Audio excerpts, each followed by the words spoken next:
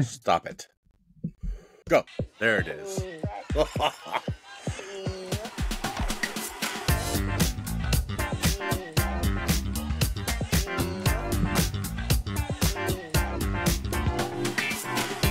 Oh, yeah.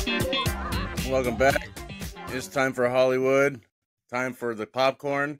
Time for the beers, where some use tomatoes, others use thumbs. We use the stuff that gets you drunk. This one's brought to you by Yingling. My name is Gandalf the Grey. Welcome. Joined by Jordan. What's up, dude? Hey, how's it going? Not too bad, buddy. Fry's gonna show up. He's late for a train, or a train's happening. This might be his sliding doors moment. Have you seen Sliding Doors? That's a good movie. Maybe that'll be a classic someday. But the butter on top this week was Hunger Games, Chutes and Ladders, right? Yeah, it might as well have been. Very long title. Hunger Games, Ballad of Snakes and Bird Songs. Songbirds? Songbirds and Snakes. That's right. Songbirds and Snakes, yes. Yep. If you pay attention, if you follow our Twitter feed at Popcorn and Beer, go follow that on X. Sorry, X feed. I was not excited to go see this movie at all. Mm-hmm. I usually get to see these movies like after work, so on the late night. It started at 10:20. Realized it was 2 hours and 45 minutes. Golly. And yeah, I was pretty bummed about that. But this movie kept me engaged till 1 o'clock in the morning. Jason Schwartz was good. Viola Davis was very good, playing the weird psycho doctor lady, co-mastermind. Peter Dinklage, fantastic as always in this role. I could have did without the singing, but that is very central to this plot. But it's a very serious. Everything else about this movie is very serious. Some of the singing is good. Most of it is very out of place. Can you explain the singing? Oh, it's borderline a musical. Really? Yeah, because these Hunger Games, I guess the Hunger Games had taken place, but they were experiencing a dip in ratings. So this is how it's more of how the pageantry got introduced into the Hunger Games. So this is where they, do outfit competitions and talent competitions. So the girls' talent, the way of earning over the public and garnering support and viewership for the Hunger Games is for her to sing. And she does this a lot. Yeah, some of the music is very good. The girl's very talented singer. Most of it is out of place, and I didn't like it. There's a character who's very annoying. He almost looks exactly like a young D'Onofrio as Lieutenant Gomer Pyle. Oh. Yeah, and he makes very similar decisions throughout the movie. And he has a funny name. I can't remember. Oh, it's Janus. Something LeJanus. And every time they say it, it's fun. It's very fun. I would chuckle every time they'd say it. I've only heard that name being used one other time. And it was a video game like 30 years ago. Anyway. Great action. Good action. Good romance. It's broken into 3 acts. The first 2 are very great, and you get a little bit of everything for everyone throughout them. The only issue is that the final act, the big conclusion, feels very rushed. It felt like, they were not going to make another, like a sequel to the prequel. They weren't going to do that. So they're like, we need to tie this up, but they were just trying to put as much into this movie so that everyone has something that they can like in it. Kind of like the end of Game of Thrones, bringing that back. Just shove it in there. Exactly. Yep. That's a great comparison. But I'm still going to give it a popcorn and 2. It was good. Okay. All right. Yeah. Fry. All right. So let's talk about Hunger Games, the Ballad of Songbirds and Snakes. It is a pop and 1 for me. And for a lot of the movie, it was a pop 2. It really was. For I would say all the way up to 2 hours, I was in. And then that last 37 minutes, they lost me. There was so much storyline and dialogue that went untold. I mean, they kind of hint at it, and they try to be too subtle with why Peter Dinklage's character has an issue with snow and what it is, and it dates all the way back to their fathers, but they're never very specific, it dates all the way back to Snow's father. But they're never specific with why does Peter Dinklage hate this person? Because he's not his father. right? What is his issue with this person? Until the end, and that would have been a very valid reason, is that he wants to keep the Hunger Games going. Peter Dinklage doesn't, but he's, that's not the reason. I'm not going to give away the reason because they kind of unveil it at the end, but I felt like there was so much more on the bone of that storyline, and it never really arced. You got a beginning and a conclusion, and there was no arc to it. The writing was very interesting all the way till that last 37 minutes. I don't want to give away what happens in the last 37 minutes, but I will say it trails off. You lose me because you lose a lot of, what's her name? Something Gray. Julie Gray. I can't remember now. Her name escapes me, but that bothered me because I really liked that character, and I thought that character could have been better written. And I was telling some friends when I was discussing it, I really felt like this could have been an opportunity to where I would have been okay with 2 movies. Like, okay, end it right there. He's punished. Like, we get his punishment. Now the movie's over and we wonder where do they go from here. And instead they really rush the ending. And that really did it for me because there was so much story to be told in District 12 and we didn't get any of it. And it's the same way I felt about movies 3 and 4. Even though you had 2 movies and both felt rushed. Okay, we're back. Yeah, I did not get to see the film. I'm really sad, but now I'm not. The singing, I'm not anti-singing like Fry, but like, you better commit or don't. Is it a musical? I'll watch it if it's a musical, but don't just start singing at me. I don't know. We'll see.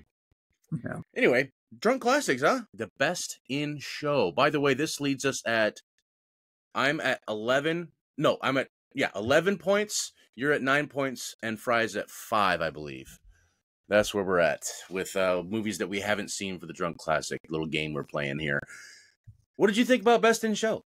It was I could see how it's definitely like a comfort movie. It's one of those comedies where it's like let these really strange characters just say something funny, and then they ramble and beat and drag that same joke to death until you feel uncomfortable. And then they keep going until it becomes funny again. Yeah, that's perfectly put. Yep. Yeah. Just some great lines. I love the Starbucks exchange between the two the wound up couple with their dog. They were kind of my favorite characters in the movie. Just complete psychos. Another great scene was when they're visiting the husband and wife. I believe they are with the terrier. They're visiting the ex-boyfriend, and the guy's a hostage negotiator, and the little strange boy steals the dog. And he's like, wait, I got this. I do this professionally. He's like, this is what I do. I'll gouge your left eye out with my thumb, you shit. I did you not, you little freak. Yeah. You little freak. That's so funny. I rewound that and watched that like 5 times. They all jump.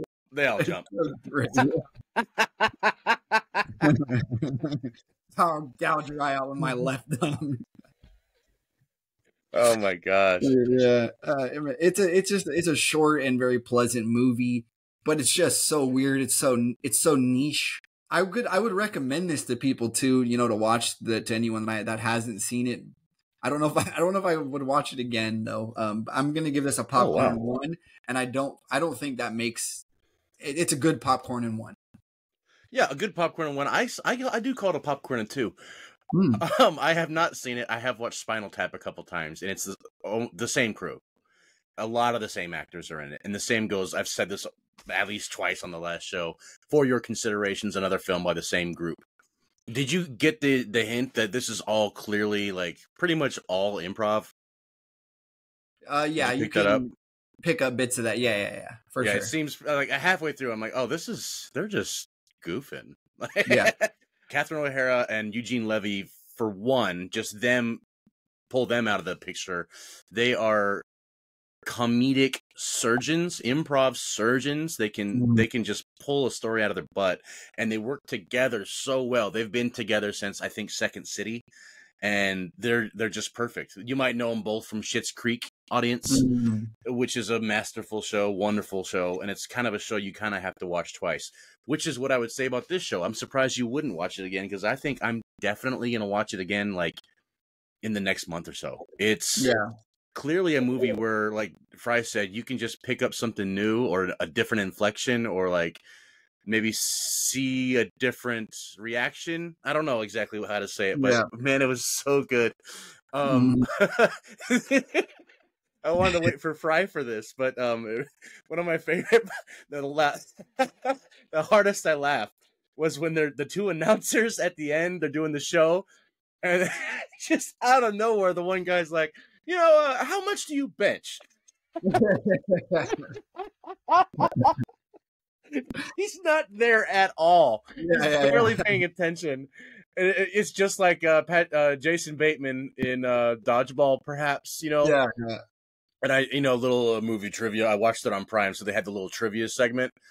The guy who with the English accent announcer, he was told to do a lot of research for the role so he could play as a good announcer for a dog show.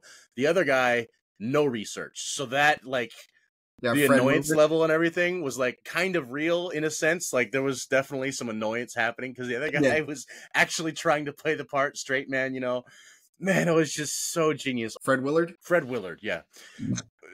Another guy who can just improv for days, I thought it was so good. And I've been thinking about it all week, laughing at little scenes that I didn't quite laugh at the first time around. Oh, yeah, I do go popcorn too, and I'm going to watch it soon. I would suggest it to just about anybody, but I know a lot of folks wouldn't catch it, Yeah. Sometimes people just don't catch that kind of humor. Yeah. I don't know what to say about it. Oh, yeah, I guess that's about it. We're going to squeeze in Fry where we can. I loved Parker Posey's character too. I gotta say though, as far as comfort movies go, this is in the right in the wheelhouse. But I wouldn't have guessed that that's your comfort movie. I wouldn't have ever guessed that. Why? I see it now. I don't know. It's just like you're not into The Office, really. Yeah. You know what I mean? Like the mockumentary thing is doesn't seem like your number one type of comedy is all. But if it's done right, if it's done perfectly, and I could just laugh at the portrayals, like the hotel manager and the goat roast. Apparently they weren't aware that there's a restroom in the actual hotel room. I'm gonna stab you with forks till you bleed. What's happening right now? Improv giants, honestly. The guy talking about different nuts. He was the most I don't want to say out of place, but his style was so different than everyone else's, and it was good. It was so dry, but it makes me so laugh. dry. And how did you pull that character off without just laughing every time? Or how about don't forget to do some fishing while you're up there with them city folks. Well, I think it's just about going to the lake and doing some lake fish or going to the dog show. It's about the dog this weekend. You trying to tell me they don't have lakes up north? They're pulling that was out. cool. Yeah, and he still doesn't get the point, and he goes, "Catch a big fish for me." Yeah. Fishing. Shout out to Will Sasso. That one's a pop too for me. That movie, and I was watching it, and I'm just gonna say honestly, to me, it still holds up. There's still comedy in that's just straight gold, still to this day. I say absolutely. The awkward singing at their backyard party about terriers and all that. Wow, bud. I was just couldn't. The some white suburbia portrayal was so perfect. Truly perfect. Saltine, bro. Yeah. I think it does hold up. I'd say it's more on the timeless scale, more on the timeless side of the scale. I want to watch it again, but it's not available for free anywhere out here. And I wanted to watch it again and again. It just because there's so many intricacies in the dialogue in that movie that are just so funny. And if you're not paying attention, one of the scenes, Eugene Levy goes, "She's making me drive 157 miles out of my way to go see her ex-boyfriend." And then they get to the hotel. He goes, "Cash. Yeah, cash is king. You take cash?" And he goes, "Yeah, we'll just need a $200 deposit." And he goes, "And what could you do for $13.35? And he just has that look But anyway, for me, poppin' one. All right. Cool. What you been watching?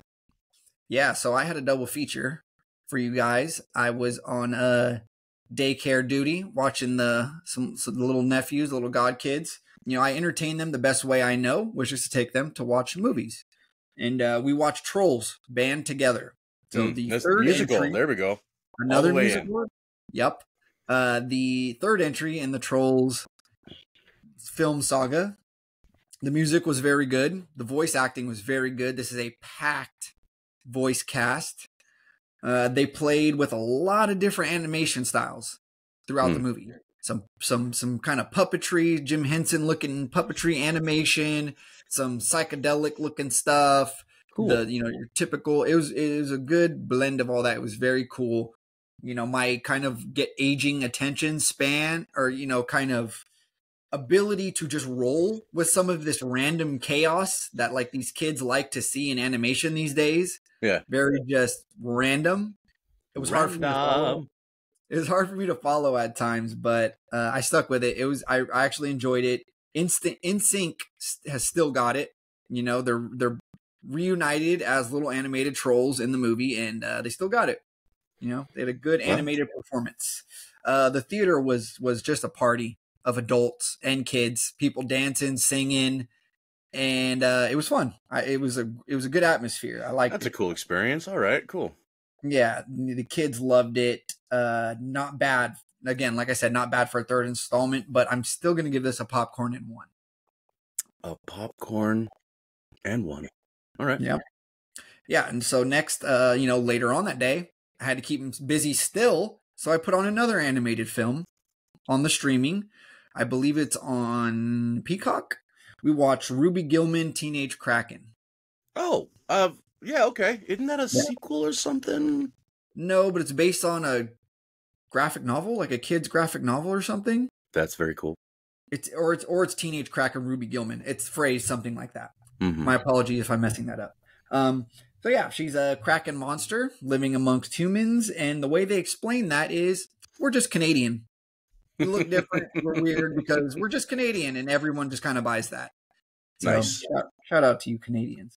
The whole conflict is similar enough to the movie Luca, the Pixar movie Luca that came out with the sea monsters and the hunter fisherman guy that's kind of obsessed with them, but they end up being friends. I'm spoiling it, but hey, whatever. You can probably see it coming. Yeah, there's a Kraken mermaid war is the really underlying conflict. They're fighting mermaids. This is a very Gen Z movie, all the humor and all of the dialogue, everything. There's some cool, colorful animation in there. The antagonist, mermaid lady, looks super cool. It's like just an animated character, really scary, honestly, for kids. She kind of looks like the devil. Yeah. But again, the kids, the nieces and nephews, they loved watching this movie. Had a good original soundtrack. Trolls was covering a lot of music, some original music. This was a good original soundtrack, I felt like, for a kids movie. Cool. But still a popcorn. Popcorn, we're dwindling in ratings here. Jeez. Popcorn 2, popcorn 1, popcorn. Anything else? Yeah, I watched The Killer, which Fry also watched. I gave it a popcorn. Popcorn. So so we'll tag team that one. It's on Netflix, starring Michael Fassbender. Okay, yeah. Yeah, it's basically John Wick meets American Psycho. Like this guy just has this heavy inner monologue, and he is a contract killer. He's supposedly the best, but he screws up. Finally, for one reason or another, he screws up, and everything falls apart. And it's basically him trying to cover tracks, tie up loose ends, and keep the people that he has, relatively close to him safe. Mm-hmm. I gave it a popcorn. I said, of course it all goes wrong. Of course there's a brute. Of course there's an expert client that gets him involved in the first place. The first line is great. He says, the very first line of the movie is, "It's amazing how physically exhausted it is to do nothing." And I was like, wow, I connect with that That's in the trailer. That's okay. Yeah. The first line in the movie. It's you hate to say it though, like because the guy's a psycho, and most of his dialogue is about in relation to killing people, but he drops some serious knowledge gems in there. He's very philosophical and just interesting to listen to. Like he could have this whole movie could have just been him doing a whole lot of nothing and just this inner dialogue in his head of him explaining the way he views the world. And I honestly think it might have been a better movie. It just didn't have a really fleshed out, solid plot. Like it didn't go anywhere. It's kind of artsy in a way that it wasn't trying to push any kind of solid. There's a good action scene in there, a good fight scene. It's a good kind of back and forth cat and mouse banter with him and Tilda Swinton in it. Who, yeah, she has a really good monologue, a story that she tells him that's pretty funny. But I just felt like this movie, I was waiting for some kind of payoff or some kind of something to take away from this movie that I would hold on to. But it's pretty forgettable, but it's just well done in the ways that it is done. So I'm going to give this a popcorn and 1. I did think that there was a funny renaming of the gym Equinox. Like I thought they just I think they called it like Personox or something. I was like, real creative writers, great job on that one. But yeah, overall, I mean, it's Hitman but fancier. That's what it was, and I was unimpressed. I was like, okay, cool. This is a take on Hitman. Everything goes wrong. The perfect killer messes up, and instead of getting to him, they get to a family of his, and that's what sends him over the edge. The coolest fight scene, though, in a long time since I would say Atomic Blonde was in this movie. I will say really? That. Yeah, he fights the Brute, and the Brute fight scene was great. Right up there with Atomic Blonde, where she's fighting in the building, and it spills out into the stairway in Berlin. Oh, yeah, last but not least, I watched Loki Season 2, which I believe Fry also finished. Okay, yeah. Yeah, so it was good. It was very good. There's a character, I don't know if anybody remembers him from season 1. His name is, he goes by X5, but everyone, I don't want to spoil anything here. So, the show's been over for a couple weeks, but I'm not going to spoil anything. But basically everyone on the timeline at the TVA is trying to find, realizing that basically everything they believed is a lie. So he's trying to find a life. He changed his name to Brad. He's a fantastic character, even though he's kind of a scumbag. He has just some great scenes with every character, just about good lines, good dialogue.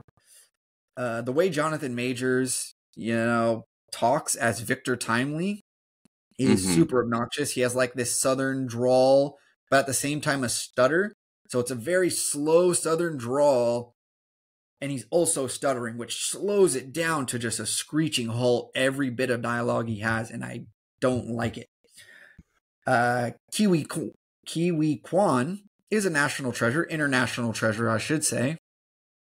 He's fantastic in this as, I don't know his name. They call him Obi. It's Obi Mandalorian Anonymous, something crazy like that. He's great. He's from Everything Everywhere All at Once. Yes. Okay. Yes. His first interaction with Victor Timely is a great scene. The whole season really poses an interesting kind of ethical question about timelines, and it takes place between Sylvie and Loki, and that's a really good scene as well. Every episode just has this really heavy dialogue scenes that really makes you think. For a Marvel superhero thing, it's very philosophical. That's my hot word for the day. That's my buzzword. There's a thing they added about when the timelines start to fray and be destroyed. It's like this noodling effect that they do with everything. Noodling. Yeah, and that is incredible. Super psychedelic, super cool. Very well done. Very scary. I'm going to give this season a popcorn and 3. It's a great close to. I'm assuming it's the close to the Loki saga from everything I've read and heard. Wow, popcorn and 3. That's cool. I started the show. Can't wait to finish the show. I'm only on like episode 2 or 3. I did have the ending spoiled, just like the ending of. Yeah, me too. So, I think it was hard to play that one. Are you satisfied with this? I mean, it sounds like something incredibly wild, but like, it seems maybe fitting. I don't know. What do you think? Like for Loki as a whole, his whole arc throughout MCU. The way it's presented online with, everything is sensational online. People just have to have the strongest possible opinion about everything. It's not as black and white as they make it seem. It's not so conclusive. It's kind of like, okay. But it's just as good as I think you're gonna get. Like Tom Hiddleston, I think is done with the character. Oh, he should be. He deserves it. Yeah. Let him have a wonderful ending. Of course, Loki. I know Jordan already gave his review. For me, the whole series, 2 seasons wrapped it up. I'm going to give it a pop 2 for the entire thing. Pop 2. Jordan said pop 3. How do you feel about? I asked him the same question. I had the ending spoiled for me, but I didn't see the whole show. How do you feel about Loki's throughout the MCU arc, like the whole thing as a whole? I think you started to see this arc, the one that we're on now, in Thor 2. I think Thor 2, you start to see this Loki take shape. And even though he's still kind of mischievous in Thor Love and Thunder, is it Love and Thunder or no? Thor Ragnarok. Even though he's still kind of mischievous, you did start to see this Loki that is empathetic to an extent, kind of caring, but still wants to rule the world, but he's conflicted. You started to see this character take shape in Thor 2 after the mother is murdered, right? But I'm fine with it. I thought Todd Hiddleston did a great job. Tom Hiddleston did a great job. What were you watching? Oh, well, I'm glad you watched all these cartoons, because that's kind of all I watched. I watched our Drunk Classic. We'll get to that. But I'm just going to have a little Josh's Cartoon Corner minute, because I didn't really watch a whole movie or anything, but I did watch Invincible's newest episode. I love this show, obviously. I'm very biased. It's my favorite superhero story ever. I've reread the comics over and over and over. It's so good. And this episode was almost perfectly paced with the comics where it's at in the series. The way that they jumped over to Alan the Alien, the way that they did the whole backstory thing. They jumped when there's a sex scene, like, oh, this is a family show. Let's see what's happening over here. So that was cute. That stuff happened in the comics, almost just like that. So it's really cool.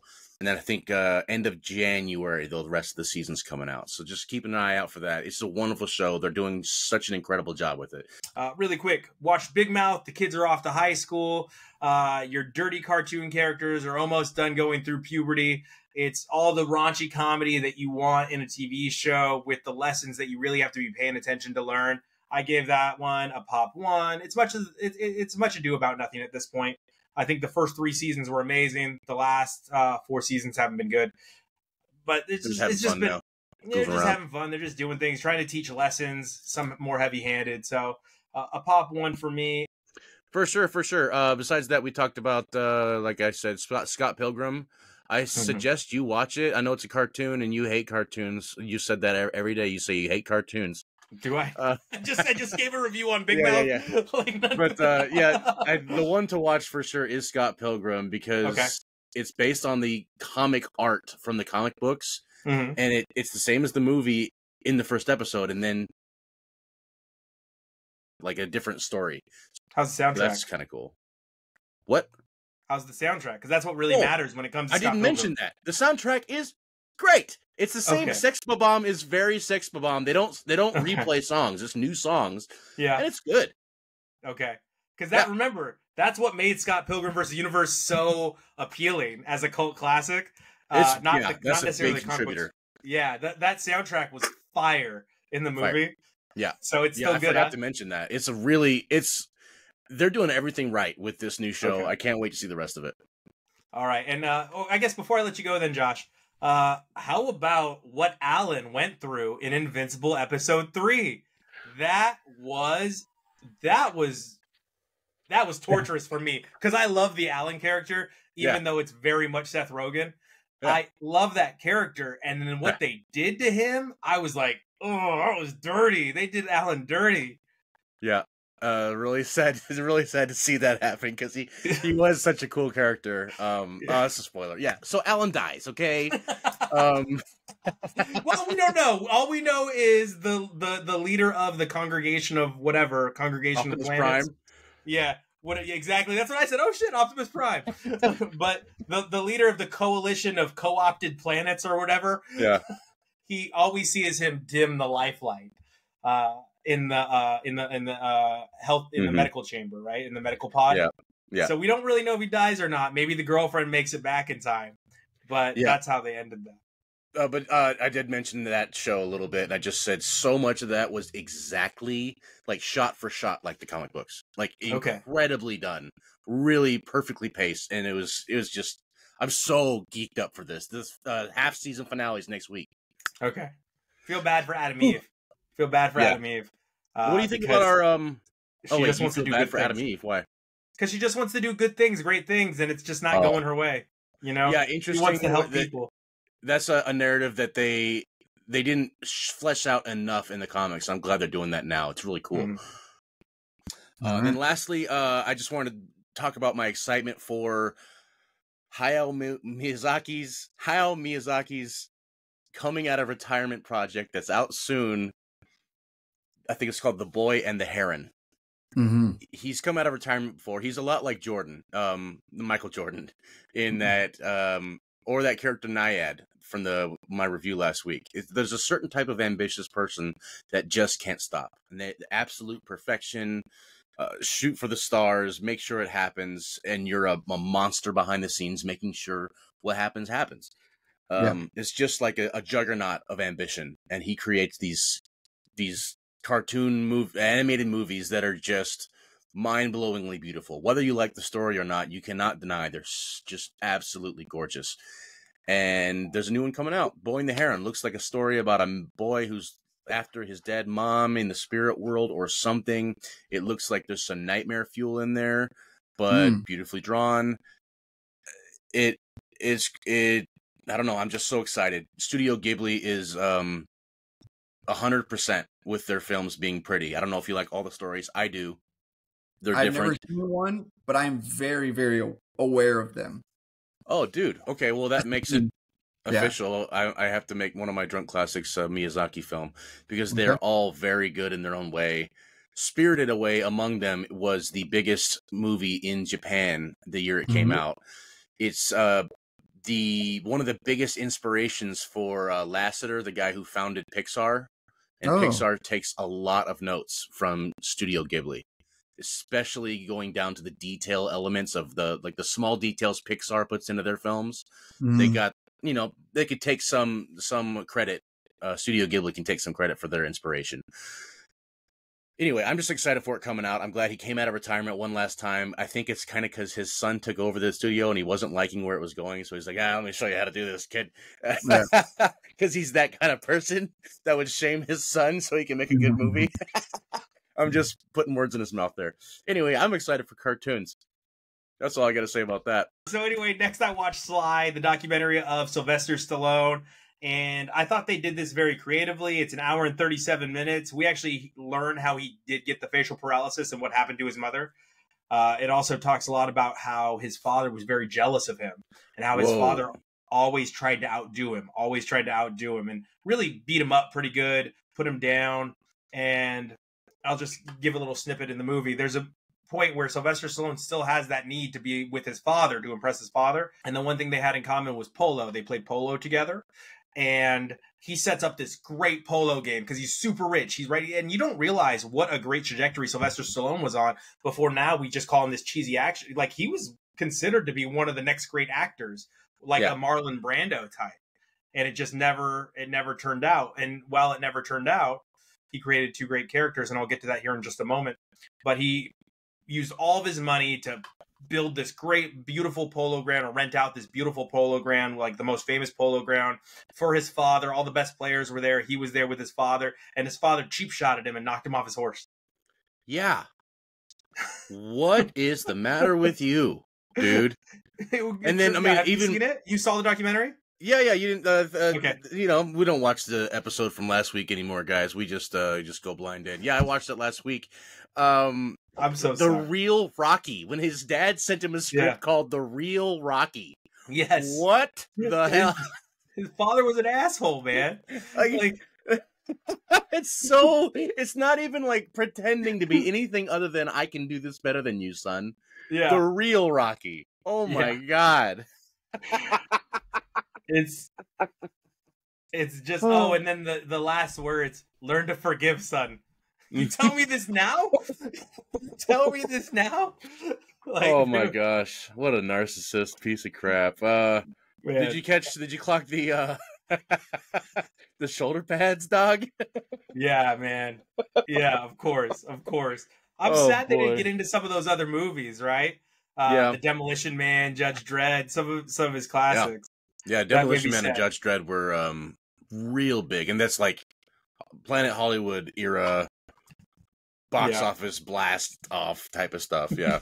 I also will say this. I did love the style. I gave it a pop two. I did give it a pop two because I enjoyed that they told the story of Sylvester Stallone through the characters of Rocky Balboa and Rambo. Mm-hmm. And I loved that. I thought that was very creative. I thought that was like a beautiful way to tell the documentary, to tell the story, to tell how he put himself into these characters, because he Very can never much. he can never be truly honest with his father. Yeah. And he talks about that and how these characters were his way of being honest with his father. Yeah, and like you write what you know, and like Yeah. And that's how Rocky came to be. No. Yeah, essentially it was like, well, he gave it to a woman, she didn't like it, and he's like, well, what if he was a fighter? I did really like the show. I mentioned last week that I guess you're big on Sly. I like Sylvester Stallone, but I guess in the fake rivalry or very real rivalry, I'm an Arnold guy because I've seen almost everything Arnold's done. I was an adult when I saw a Rambo movie. I saw First Blood with you guys. Yeah. I've seen some Sly movies, but not nearly half of them. And Dude. seeing how like not prolific but an avid writer, he could write. He's a writer first, in my opinion, after seeing this movie, and Probably that was writer, really first, impressive. Director, second, actor, third. Yeah, and he's doing that so he can act, right? Like he wanted to be an actor, so he develops these two incredible skills that are better than his acting talent, but even it's just so he can be an actor. Really cool. I really like the guy. The shoulder pads were very telling, but that's okay, man. You're old. It's all right. And he still looks great. He still has his mind. He's sharp as a tack. Yeah. I like the whole room full of paraphernalia. I guess you deserve it. Let him have it, you know? Anna walked in and goes, wow, he's really wise. And I was like, yeah, he said some pretty powerful things throughout this documentary that like really are thought-provoking. Like, I would love to sit down and have a conversation with Sylvester Stallone and just listen to like his wisdom. He wrote the line, you know, I didn't even realize that it wasn't until Rocky VI that he wrote, it's not how hard you get hit, it's how hard life hits you and you keep getting back up, you know? And I was like, geez, I mean, like, that's one of my favorite things to quote, and I didn't even realize it wasn't until Rocky VI. In my mind, I've been quoting that, it's not how hard you get hit, it's how hard you get hit and keep getting back up, right? Yeah, and he had a couple different lines, like life is undefeated, and I don't think enough people realize life is undefeated. He just hits you with some stuff, and you're just like, damn, dog, like, you're so smart. Yeah, it's like, oh, my kidneys hurt. Yeah, and it's so wild to think that because people wouldn't listen to him talk because of the way he talked, the way he looked, people just assumed he was stupid. And like the dude is like, and that's, if you really read some of the older biographies, that's why he didn't get work for so long, is because people were just assuming he was a dumb guy. But yeah, pop 2 for me. But what are we doing for Thanksgiving week? What are we watching? We're going to do some Disney for you. Disney, right? Yeah, Great I think Disney. that's just about the only thing. Pixar. There's got to be something else playing. Maybe that Paul Giamatti film. But let's go with the Disney because no one wants to follow hashtag Paul Giamatti. Yeah. Just me.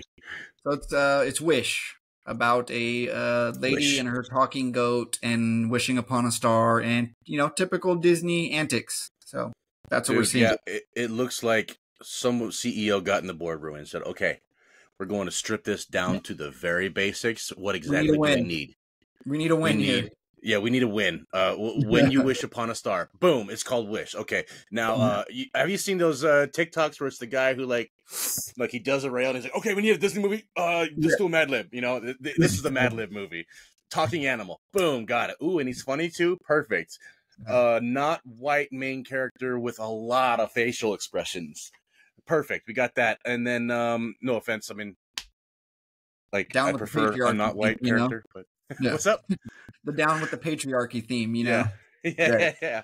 And then just going off on your own, sing your little song, become what you want, wishes come true. Wow, I feel like I've seen it already. You know, bad guy who seems like a good guy. It's gonna be a win. It's gonna be a win. Yeah. They're gonna have a Wish kingdom right next to the Frozen Kingdom in Hong Kong. Sure will. And I don't know. It's probably going to be a popcorn and one. I guarantee it. Mm-hmm. What about our drunk classic? I believe it's yours. Let's see what we got. We've been on a little string of some comedies, some silly comedies, and it's the holidays, it's Thanksgiving coming up here, so I'm gonna pick another just a family fun little comedy that I've been wanting to pick for a while. It's a very short movie, so that's a good one. It's starring Nathan Lane. It is Mouse Hunt. Mouse Hunt. It is called Mouse Hunt with Nathan Lane. Yes. I don't have a clue what that is. Really? Okay. It's old movie. It's from the 90s or very early 2000s. Okay. Well, that puts me at 12 points. I haven't seen that. Nathan Lane in Mouse Hunt. Can you give me a little synopsis? Two brothers. Their kind of estranged father gifts them his business of like a string factory and a giant dilapidating mansion. And there's a mouse that doesn't talk, just a mouse that just basically wreaks havoc on their lives. And they're trying to catch it and nothing's working. Oh, wow. Yeah. Okay. It's a family movie. It's a comedy. It's a little corny, but it's I love it. It's a good one. You might find some joy in it. Yeah. Let's find out. Oh my gosh. I freaking can't stand this movie. My mom and my sister loved this movie. So it's another one where I've probably seen it 10,000 times and it just made me hate it more and more. I mean, it's Nathan Lane and it's just dumb. It's for the money. And Jordan is loving his opportunity to be a 8 to 12-year-old boy again during his recommendation. That's true. And I guess I don't think I've gone quite that way, but I'd say I'm going back to when I was like 15. Most of my picks. Well, that's what we got. And thank you for watching Popcorn and Beers. We will see you at the movies. You bring the popcorn. We'll bring the beers. Jordan loves you very much. I sure do.